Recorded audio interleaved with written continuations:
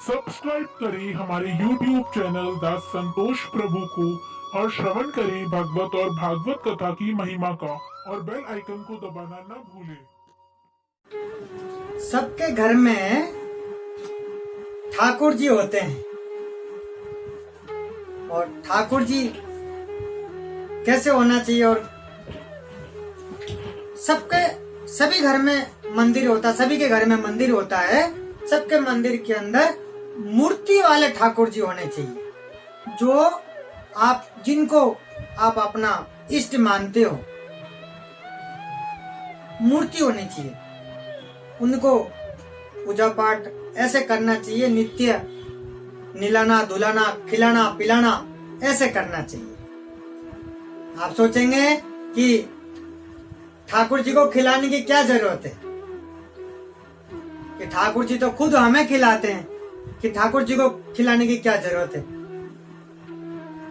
जैसे आप एक बच्चे को घर में हम प्यार करते हैं और उसको खिलाते हैं पिलाते हैं निलाते हैं, उसी तरीका से अपने भगवान जो इष्ट हैं घर में जो आप मंदिर में रखते हैं मूर्ति, तो ऐसे उनकी भी सेवा करनी चाहिए। नित्य उनको खिलाना पिलाना चाहिए, नित्य उनको पोशाक पहना के श्रृंगार करना चाहिए। हमेशा घर के अंदर ऐसे करके रखना चाहिए, ना कि सिर्फ ओनली पोस्टर और ओनली फोटो फ्रेम ला करके लगा दिया और पूजा कर दी। ऐसे नहीं होना चाहिए। ऐसे करने से भगवान के प्रति भक्ति बना हुआ रहता है हमेशा, और भगवान हमेशा हमारे पास ही रहते हैं। एक ब्रज के अंदर दो सखियां थे, वो दोनों सहेली है। एक सहेली है, वो बहुत पूजा पाठ करती थी, और जो उसकी सहेली है वो इतना भक्ति भाव में नहीं थी, पूजा पाठ नहीं करती थी।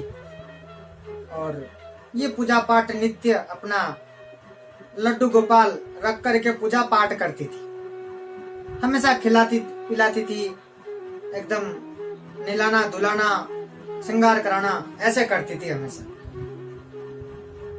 उसको कुछ दिन के लिए बाहर जाना पड़ा। जैसे बाहर जाने की समय आया तो उसने सोचा कि मैं जाऊंगा तो मेरे ठाकुर जी को कौन खिलाए पिलाए और कौन निलाए धुलाए, कौन सेवा करे। तो अपने पास जो सहेली थी उसको जा करके कहा कि मैं कुछ दिन के लिए बाहर जाऊंगी, तो इस तरीका से मेरे ठाकुर जी को तेरे को सेवा करना होगा।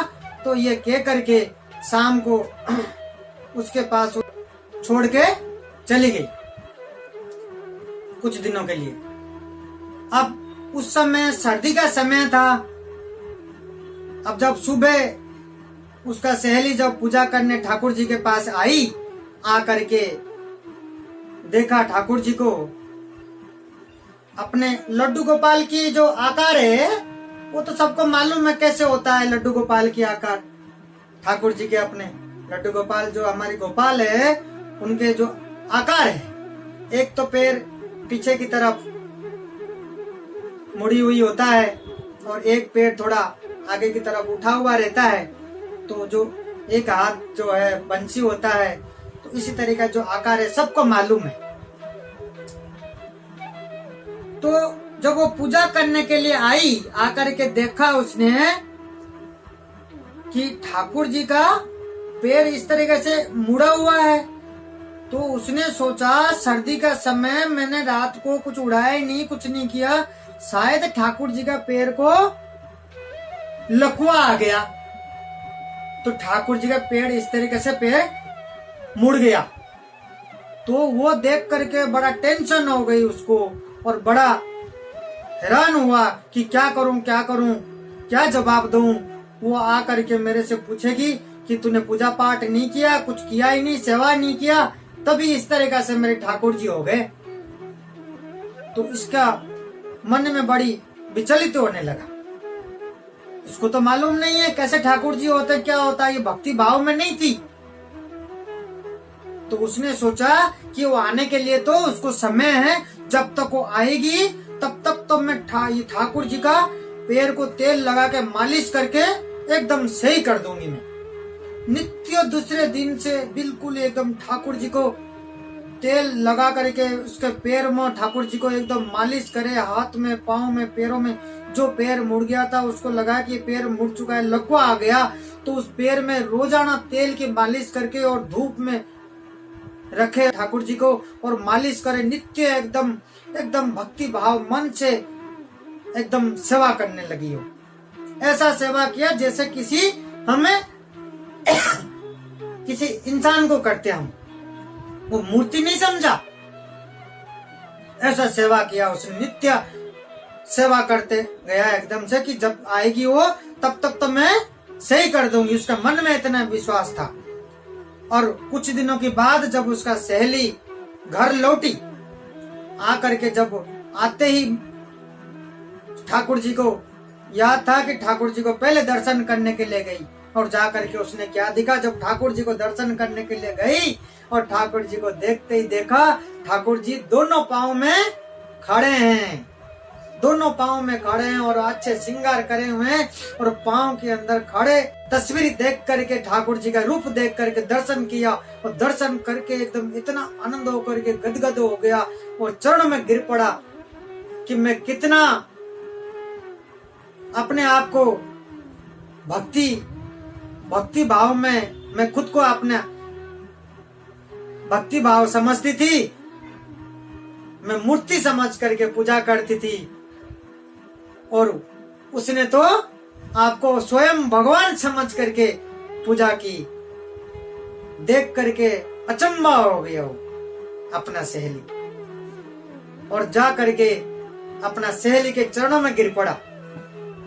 ये कहने लगी कि मैं मूर्ति समझ करके पूजा कर रही थी, तूने तो स्वयं भगवान समझ करके तूने पूजा किया। आज मेरे ठाकुर जी को अपने पैरों पे, दोनों पैरों पे खड़ा कर दिया तूने। ये होता है भक्ति भाव। ऐसे जब हम भक्ति करते हैं, स्वयं हम जब किसी मूर्ति की पूजा करते हैं, तो भक्ति भाव ऐसा होना चाहिए कि मन में आपके आना नहीं चाहिए कि ये मूर्ति है। कभी कभी आपने देखा होगा कि फलाना ठाकुर जी ने, इस ठाकुर जी ने दूध पिया, यहाँ पे ऐसे प्रसाद खा लिए, तो वीडियो बना बना के भेजते। ये मैं तो नहीं मानता।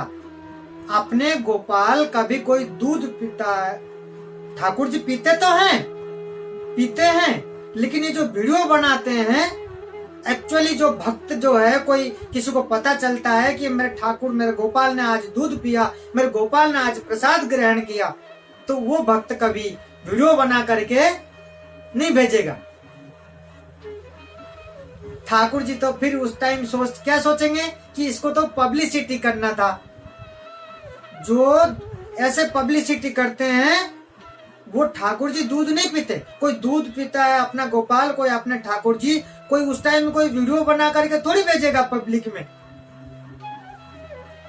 वो सब नहीं मानना चाहिए। एक्चुअली में भगवान पीते तो हैं, खाते तो हैं, लेकिन जो खाते पीते हैं उस टाइम कोई वीडियो नहीं बनाता है। कोई भक्त, कोई अपना गोपाल पी रहा है, खा रहा है, तो वो अपने अंदर हृदय में रखेगा उस बात को, तो वो पब्लिसिटी नहीं करेगा कभी भी। तो ऐसे भक्त जो होते हैं, ऐसे भगवान स्वयं, हम भक्ति करते हैं, जब पूजा करते हैं, जब सेवा करते हैं, स्वयं साक्षात ऐसे मानना चाहिए, अपने को मन में और हृदय में बसाना चाहिए कि साक्षात मेरे सामने स्वयं गोपाल बैठे हैं, भगवान विराजमान हैं। हमेशा आपको डर होना चाहिए कि भगवान सामने हैं। एकदम ध्यान से करने चाहिए हर काम, ध्यान से सब चीजें सेवा करनी चाहिए। तब देखो फिर आपको फल क्या मिलता है और कैसे आपके जीवन आनंद होता है। तो इसी तरीका से भक्ति जो होता है, जो सेवा होती है, ऐसे स्वयं भगवान मान के करना चाहिए कि सामने साक्षात कोई है। ऐसा नहीं कि हाँ ठीक है मूर्ति है, उनका टाइम हो गया खिलाने का, पिलाने का, सुलाने का, श्रृंगार करने का, सेवा करना है तो ऐसा सेवा करके देखिए।